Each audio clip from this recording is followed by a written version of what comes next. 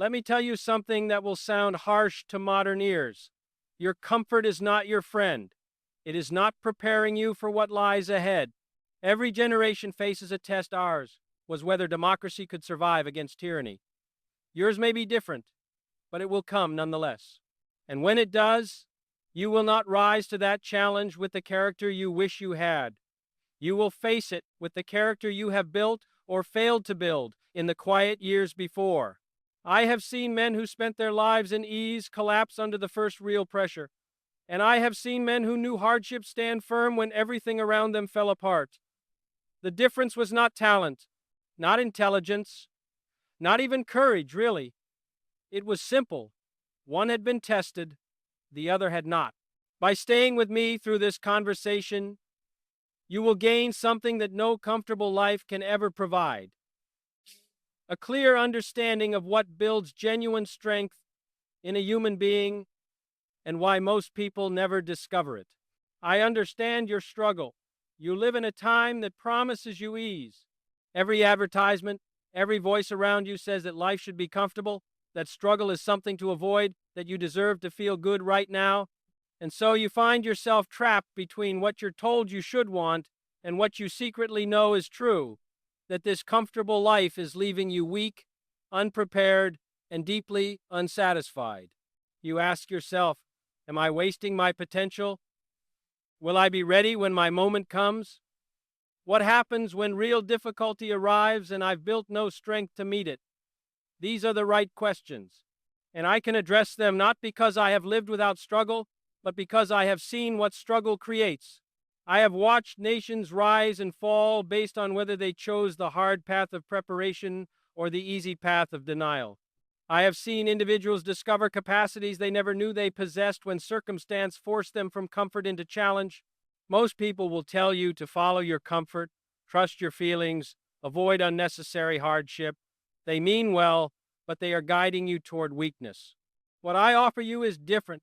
The tested wisdom of someone who saw clearly what happens when people value ease above strength, and who learned that every quality worth possessing is forged in the fire of difficulty, not in the cushion of comfort. This is not about suffering for its own sake. It is about preparing yourself for the life you were meant to lead, a life of service, of courage, of real accomplishment. And that life will never come to those who hide from challenge. Let me take you back to England in the years before the war, because in that story you will see your own life reflected with uncomfortable clarity. In 1936, Britain was the most powerful empire on earth. She had wealth, tradition, a navy that ruled the seas, and a people who had not known invasion for centuries. She was comfortable, secure, certain of her place in the world. And across the channel, a man was building the most formidable war machine the world had ever seen. Not in secret, Hitler told everyone exactly what he intended to do. He wrote it in his book. He spoke it in his speeches. He demonstrated it with every military parade. But Britain did not want to see, because seeing would have meant sacrifice. It would have meant diverting money from social programs to armaments. It would have meant disrupting the economy, asking workers to change industries, telling people that the comfortable peace they enjoyed was an illusion, so they chose not to see. They told themselves Hitler could be appeased, that his demands were reasonable, that war was unthinkable, not because these things were true, but because believing them allowed them to remain comfortable. I watched this happen. I studied it carefully. I wrote about it while I was still in college, and what I learned was this. The human mind is capable of extraordinary self-deception when the truth demands sacrifice. Year after year, the warnings came. Churchill warned. The intelligence services warned. Even Germany's own actions warned. But each warning was explained away. He doesn't really mean it. We can negotiate. The situation isn't that serious. Until September 1938, when suddenly it was that serious. When Hitler demanded Czechoslovakia and Britain realized too late that she had no strength to resist. She had spent years in comfort, and now she stood weak before a nation that had spent those same years building power through disciplined sacrifice. The result was Munich. Chamberlain returned, waving his paper, speaking of peace in our time. But it wasn't peace. It was surrender, born of weakness. And within a year, the war came anyway. But now Britain faced it unprepared, her allies abandoned, her options gone. She had chosen comfort over preparation, and she paid for that choice with the blood of an entire generation. This is what comfort costs. Not just missed opportunities, but catastrophe, because reality does not care about our desire for ease. The bill comes due whether we are ready or not. But this is not just a story about nations. It's a story about you. Because every day you wake up and choose comfort over challenge, you are making the same mistake Britain made. You are telling yourself that you have time, that the threat isn't real, that you can prepare later when you need to. And you are building weakness day by day, so gradually you don't notice until the moment comes that tests what you've become. I want to tell you about another kind of courage, the courage I saw in the faces of immigrants who came to America with nothing but faith in what hardship could create. These people, Irish, Italian, Polish, men and women from every corner of the earth, they made a choice that comfort could never inspire. They left everything they knew. They crossed an ocean with no guarantee of what waited on the other side. They accepted hardship as the price of possibility. Why would anyone do this? Why would you trade the familiar, however poor, for the unknown? Because they understood something fundamental, that growth requires leaving comfort behind. That strength comes from testing yourself against challenge. That the person who stays safe never discovers what they're capable of becoming. I think of my own great-grandfather, Patrick Kennedy, leaving Ireland during the famine. He was a cooper, a barrel maker. He had a trade, a community, a language he understood, and he gave all that up to work in a factory in East Boston, surrounded by people who despised his accent, his faith, his very presence. That first generation sacrificed everything. They worked impossible hours. They lived in poverty. They faced discrimination that would break most people today. And they did it willingly, not because they enjoyed suffering, but because they were building something not for themselves, but for children they hadn't even had yet. That's the immigrant spirit, the willingness to endure present hardship for future possibility. They understood that comfort was not the goal, strength was, character was, the capacity to provide their children with opportunities they themselves would never enjoy. And what they built, within 2 generations, their grandchildren were doctors, lawyers, business owners, senators, not through luck, not through ease, through the strength that hardship had forged in their ancestors, strength that was passed down as surely as any inheritance. This is the truth comfort obscures, that the capacity to endure difficulty is the foundation of every worthy achievement. That voluntary hardship today prevents forced hardship tomorrow. That character is built, not given. But how does this apply to you today in your own life? Let me share something personal with you. In August 1943, my patrol boat was cut in half by a Japanese destroyer in the Solomon Islands. In an instant, we went from routine patrol to crisis. 2 men were killed immediately. The rest of us were thrown into darkness, fire, and ocean water. In that moment, nothing I had learned in comfort served me. Every soft assumption about how I would behave, every untested belief about my own courage, none of it mattered. What mattered was what I had actually built inside myself through prior challenge. The men looked to me not because I was special, but because I was their commander. And in that moment, I had to be what years of preparation had made me, not what I wished I was. There was no time to suddenly develop strength I hadn't built. No opportunity to become courageous on demand. We swam for hours in that dark water. We clung to the wreckage. 1 man was badly burned, and I had to tow him 3 miles to an island, holding the strap of his life jacket in my teeth. My back, already weakened from years of pain, screamed with every stroke. Every instinct said to let go, to save myself, to succumb to the easier path. But here's what I learned. In that moment, I wasn't making a choice. I was living out choices I had already made years earlier when I chose to serve despite my health. When I chose to push through pain instead of seeking comfort. When I built the habit of doing what was necessary rather than what was easy. The rescue came days later. The story got told. People called it heroic. But I knew the truth. There was nothing in that crisis I had to summon from nowhere.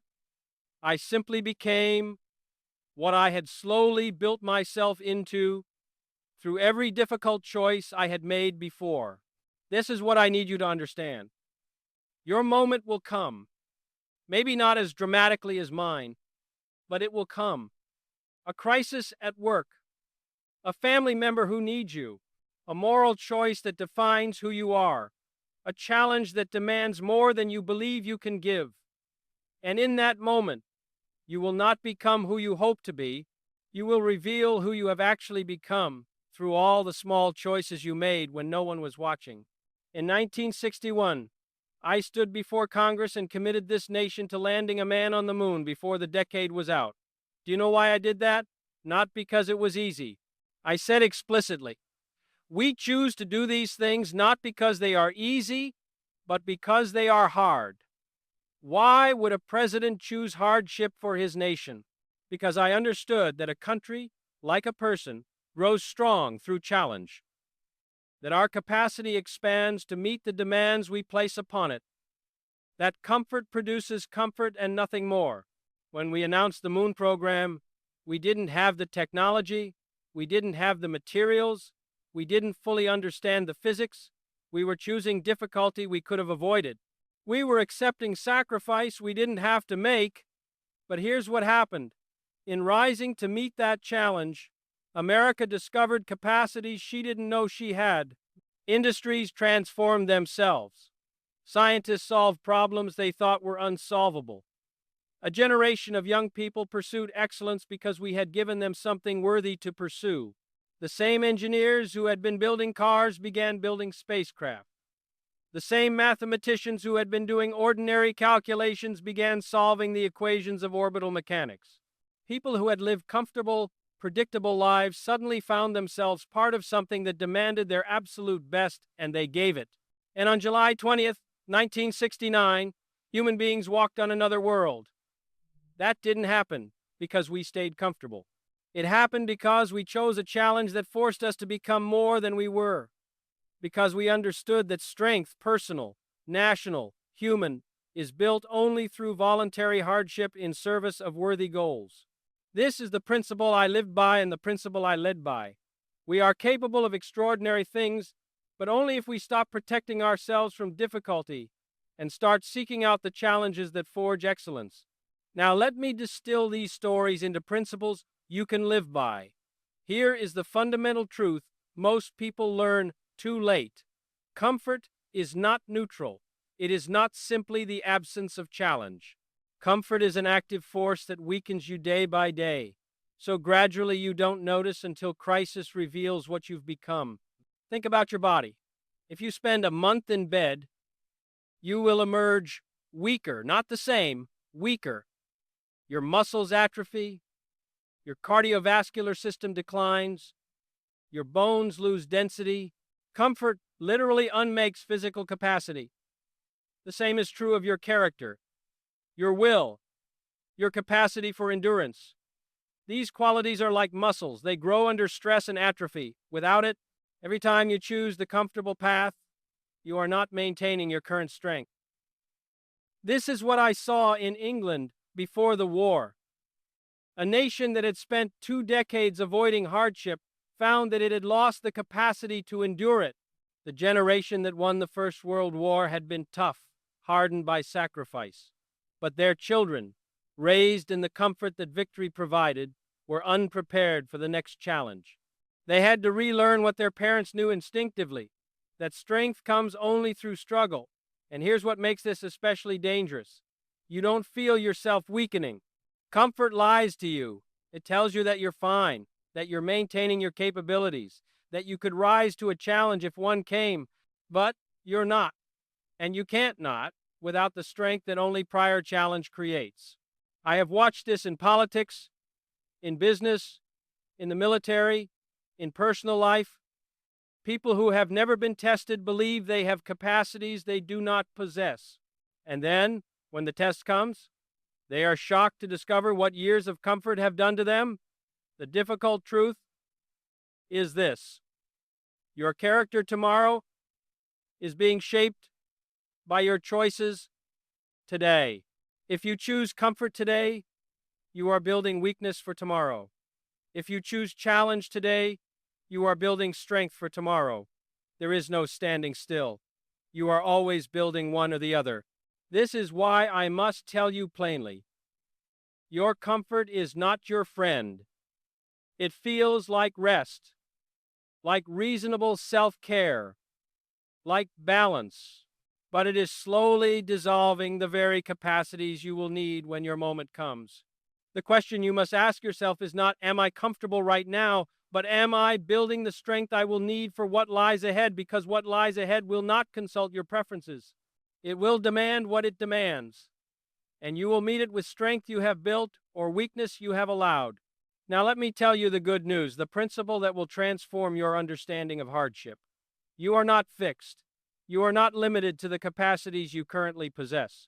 The human being is the one creature on earth that can deliberately forge itself into something greater. But this forging happens only one way: through exposure to challenge that exceeds your current capacity. This is what I call the forge principle. Just as metal becomes strong only when heated to extremes and hammered into shape, human capacity grows only when tested beyond its current limits. I learned this through pain. My back has troubled me since my youth. There were times I could barely move, times the pain was so intense I could think of nothing else. I could have built my life around avoiding that pain. I could have chosen work that required nothing, physical activities that kept me safe, but I understood something crucial. If I organized my life around avoiding pain, I would become someone whose life was organized around avoiding pain. I would become weak, exactly where I needed to be strong. So instead, I did the opposite. I played football despite the risk. I joined the Navy despite my health. I swam for hours in the Pacific with a damaged back and injured men depending on me. Was this foolish? Perhaps. But it transformed me from someone who had a bad back into someone who had a bad back and did extraordinary things anyway. This is the forge principle in action. You must deliberately choose challenges that exceed your current capacity. Not recklessly, I'm not advocating injury, but strategically, systematically. You must place yourself in situations that demand more than you currently possess. Here's what happens when you do this. Your body adapts, your mind adapts, your character adapts. You literally create new capacity in response to new demands. The you that emerges from real challenge is not the you that entered it. You have been forged into something stronger. I saw this in the space program. When we committed to the moon, we didn't have the capability. But by committing to it, we created the capability. The challenge itself generated the solution. Scientists solved problems because the goal demanded it. Engineers invented technologies because the mission required it. The same is true in your life. You have capacities you have not yet discovered because you have not yet faced challenges that demand them. Inside you right now are strengths, skills, depths of courage and endurance that lie dormant, waiting for the challenge that will call them forth. But, and this is crucial, those capacities will emerge only if you expose yourself to real challenge. Reading about difficulty doesn't forge you. Thinking about discipline doesn't create it. Only the actual experience of pushing beyond your current limits creates new capacity. This is why comfortable people remain weak regardless of their potential. Not because they lack the raw material for strength, but because they never expose that material to the forge. They protect themselves from the very experiences that would transform them. Here is one of the great paradoxes of strength. You must build it before you need it. England learned this lesson at catastrophic cost. Throughout the 1930s, the responsible course was clear. Build up the military, prepare the economy, ready the nation for possible conflict. But preparation is expensive. It disrupts comfort. It requires sacrifice with no immediate payoff. So England postponed and postponed and told herself she had time until she didn't. By September 1938, when war became unavoidable, England needed years of preparation she hadn't done. She needed factories converted to war production, but that takes time. She needed trained pilots, but training takes time. She needed a population mentally prepared for sacrifice, but that preparation takes time.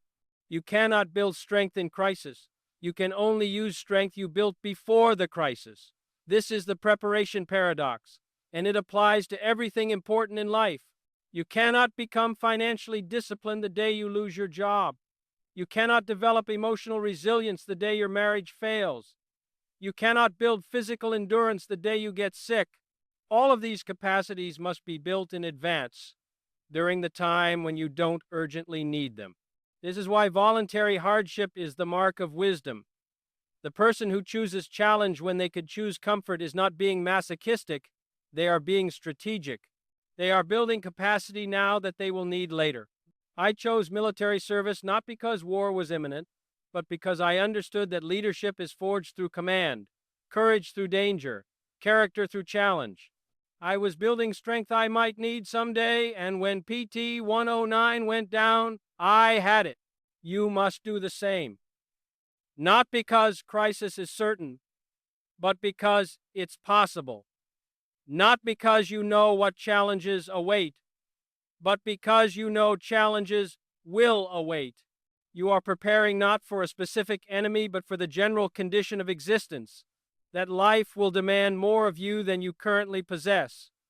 This means living differently than those around you. While others sleep late, you rise early not because you must, but because you're building discipline. While others avoid difficulty, you seek it, not because you enjoy pain, but because you're building strength. While others maximize comfort, you optimize for growth. People will think you're strange. They will tell you to relax, to enjoy life, to stop being so intense. They mean well, but they don't understand the preparation paradox. They believe you can wait until you need strength to build it. You know better.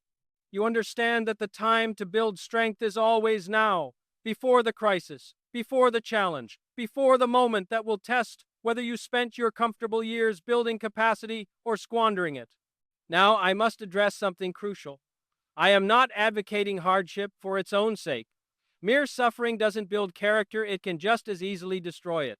What builds character is hardship in service of something larger than yourself. This is what I call the service solution, and it transforms the entire equation. When you choose difficulty purely for self-improvement, it can become narcissistic, exhausting, ultimately empty. But when you choose difficulty in service of others, of your family, your nation, your ideals, suddenly that hardship has meaning. It has purpose. It becomes not just bearable, but ennobling. This is what I meant when I said, ask not what your country can do for you, ask what you can do for your country. I wasn't merely making a patriotic statement. I was identifying the solution to the central challenge of human existence. How do we find meaning in a life that demands sacrifice? The answer is service. When your hardship serves something beyond yourself, it stops being merely difficult and becomes meaningful. The immigrant who works 2 jobs doesn't suffer meaninglessly, he suffers for his children's future. The soldier who endures boot camp doesn't suffer arbitrarily, she suffers to protect those who cannot protect themselves. I saw this most clearly in the Peace Corps, which I established in 1961. We asked young Americans to give up comfort, to live in difficult conditions, to serve in places where they had no personal stake, and tens of thousands volunteered. Why? Because we offered them what comfort never could, the chance to be part of something larger than themselves. This is what your generation needs to understand. Your discomfort with comfortable life isn't ingratitude. It isn't restlessness. It's your soul telling you that human beings are not built for mere ease. We are built for service, for challenge, for the satisfaction that comes only from spending ourselves on worthy causes. The question is not whether you will face hardship, you will. The question is whether that hardship will have meaning. Will you face it because life forced it upon you, resenting every moment? Or will you choose it deliberately, in service of something that makes the sacrifice worthwhile? When I towed that burned sailor for 3 miles through dark water, my back was screaming. Everything in me wanted to let go. But it wasn't meaningless pain, it was pain in service of a life that depended on me. That distinction made all the difference.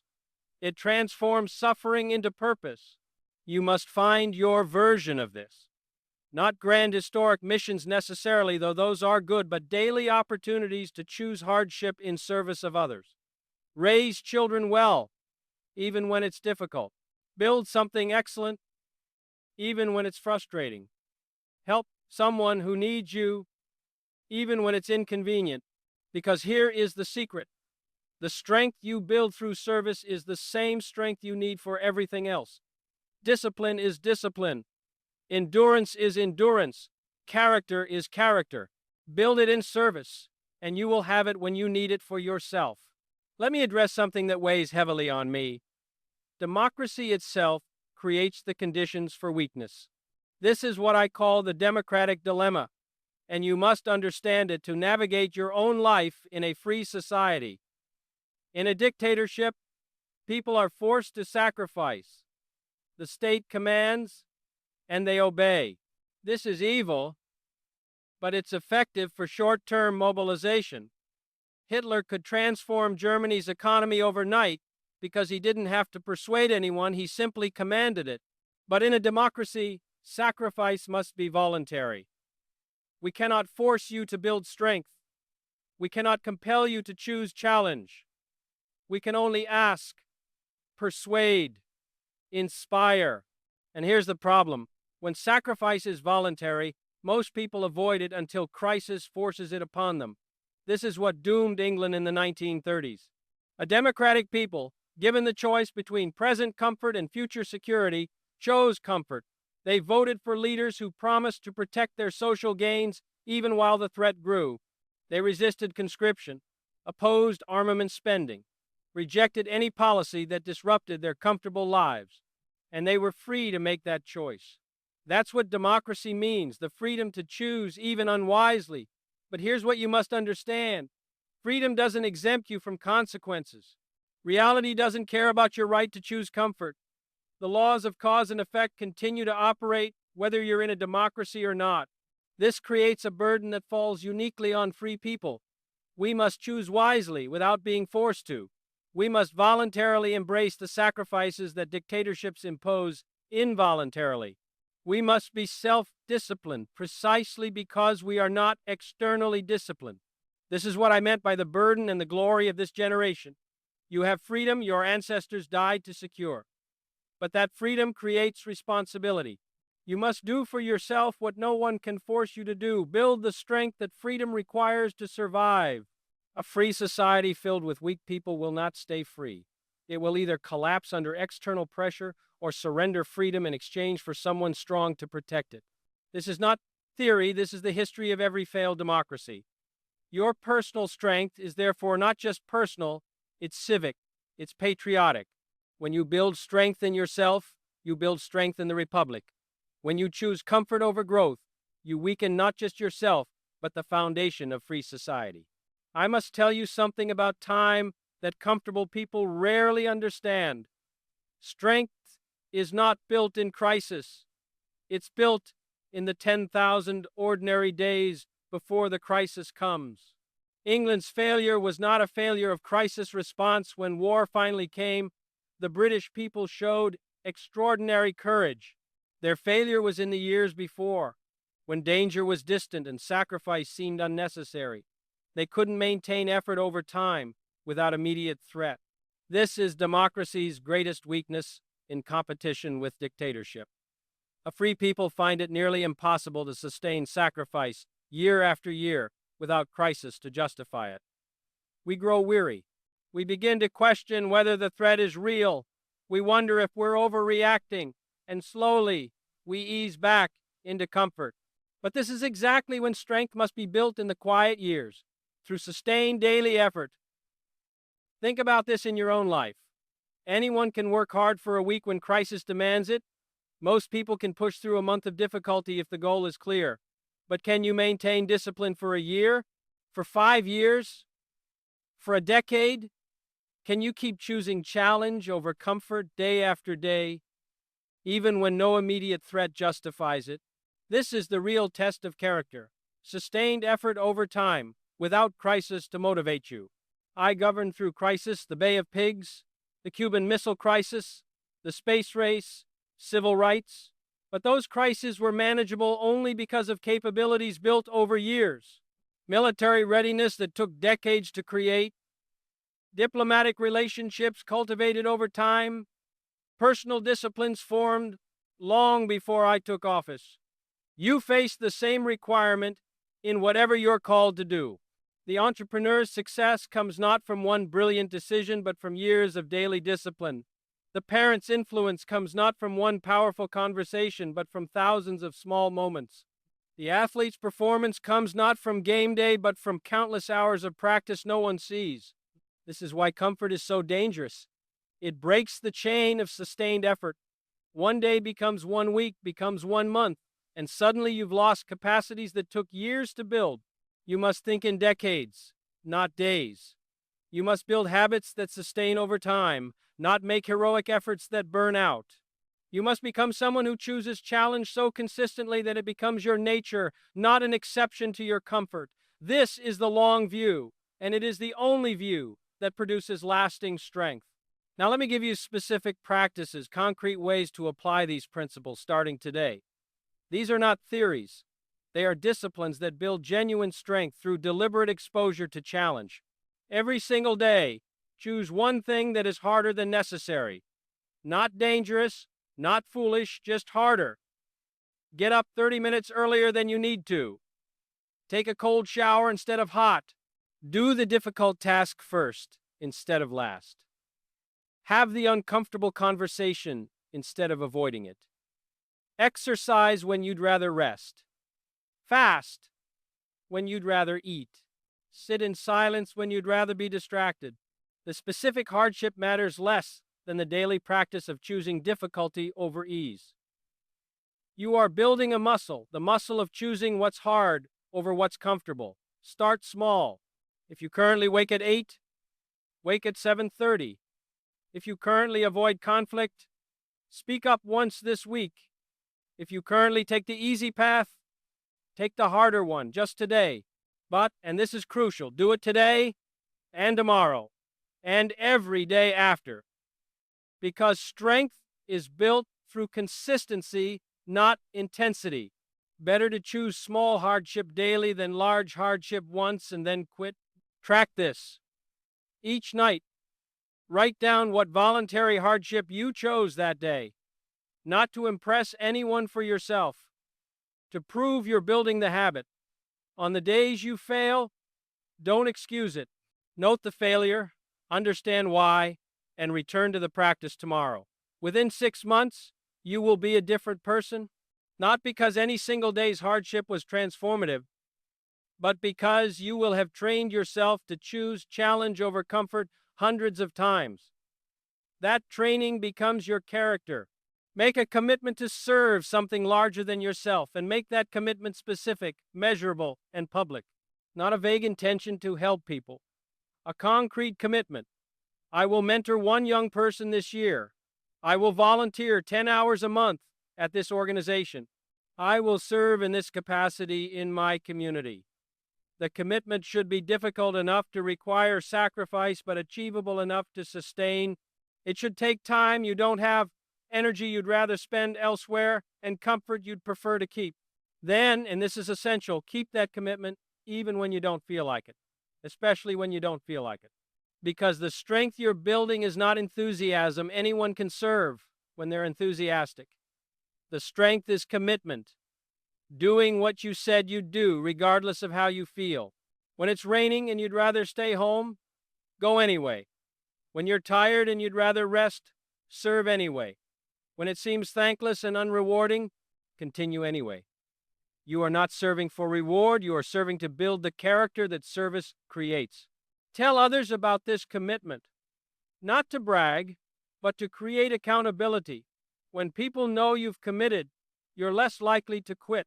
And when you keep your word publicly, you strengthen not just yourself, but others' faith in the possibility of commitment. After 1 year of maintained service, evaluate honestly. Are you stronger, more capable, more satisfied? I believe you will find that the person who serves is stronger in every way than the person who merely seeks comfort. Commit to a physical challenge that currently exceeds your capacity. Not something you can already do, something that right now seems too difficult. Run a race longer than you've run. Climb a mountain. Learn a martial art. Compete in something athletic. The specific challenge matters less than that. It genuinely challenges you. This is not about fitness, though fitness will come. This is about proving to yourself that you can do hard things, that your body responds to demands placed upon it, that comfort is a choice, not a necessity. Here's what will happen. In the first weeks, you will want to quit. Your body will hurt. Progress will be slow. You will have excellent reasons to stop. Don't stop. This is where strength is built, not in the good days, but in the terrible ones when everything in you wants to quit and you continue anyway. Keep a training log. Record each workout, each practice, each time you showed up when you didn't want to. These records become evidence, proof that you're building something through sustained effort. When race day or summit day or competition day comes, the achievement will feel good. It's the version of yourself you built through all those days of choosing challenge over comfort. And then here's the key. Immediately commit to the next challenge. Don't let achievement become an excuse to return to comfort. Make challenge your lifestyle, not your exception.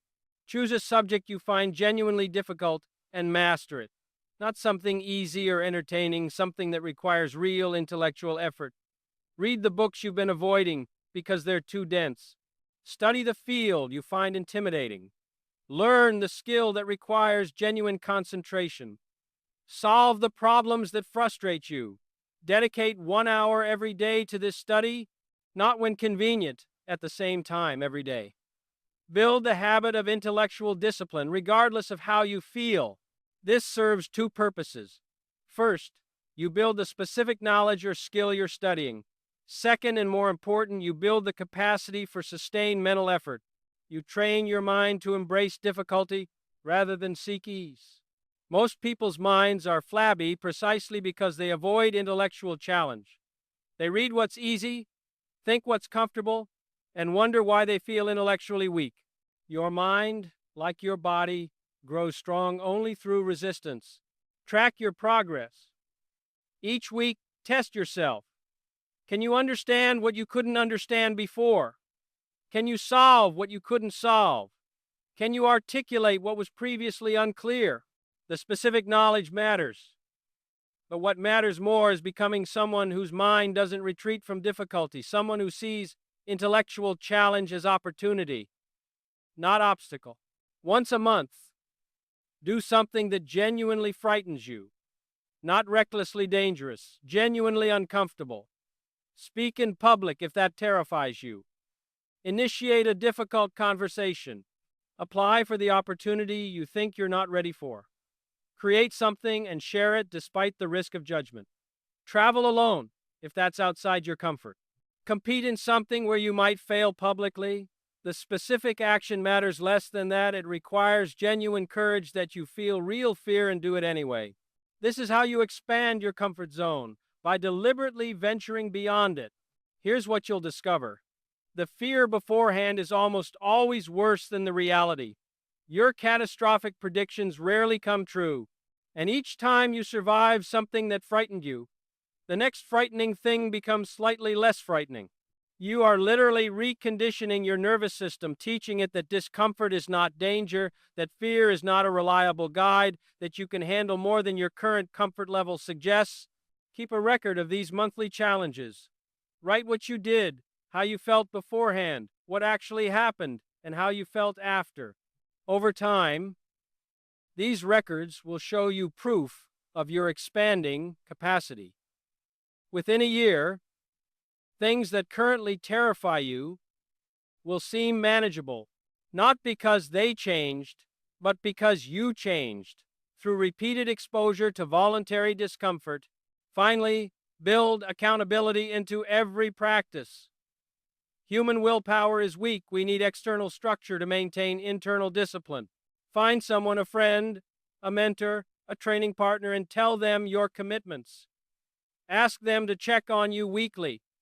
Give them permission to call you out when you fail. This is not weakness, it's wisdom. The strongest people I've known understood they needed external accountability to maintain discipline. The military uses it, athletics use it, any institution that produces genuine strength uses it. Better yet, create mutual accountability. Find someone pursuing similar growth and commit to checking in with each other. Share your daily voluntary hardships.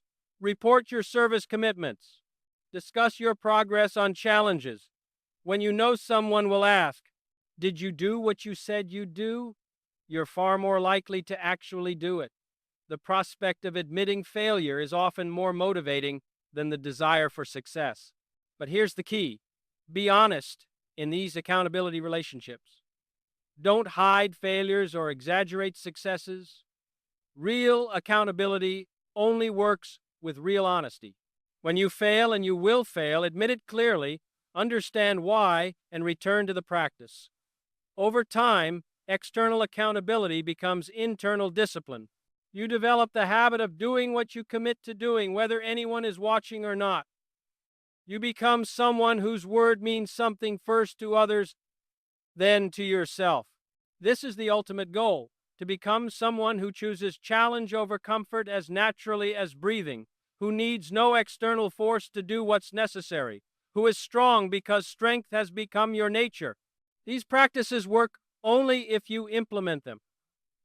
Not perfectly, none of us are perfect, but consistently, daily, over time. Start with one, master it, then add.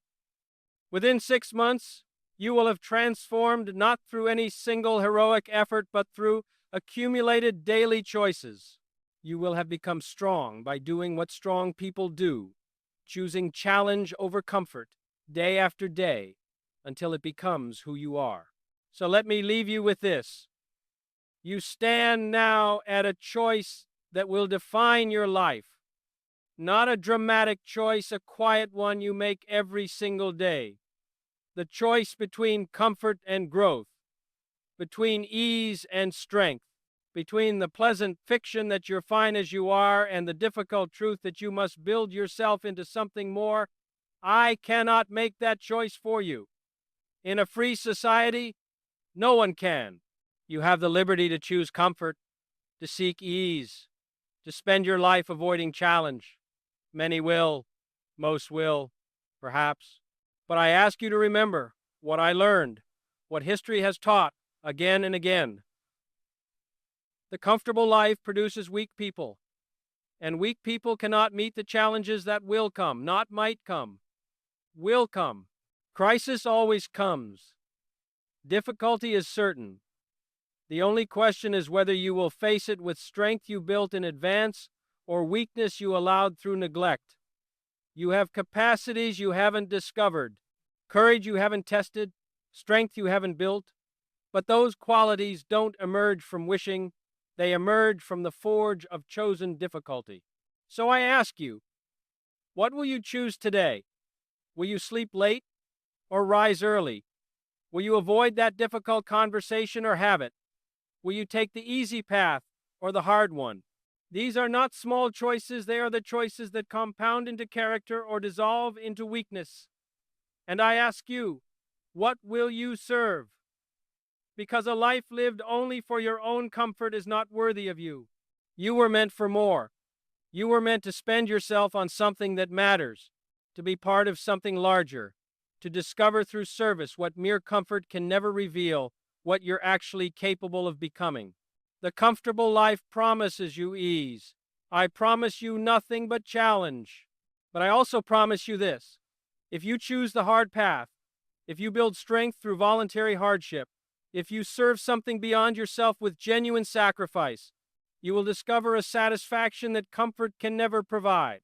You will become someone who can face crisis without breaking, who can meet challenge without retreating, who can look back on a life not of ease, but of meaning.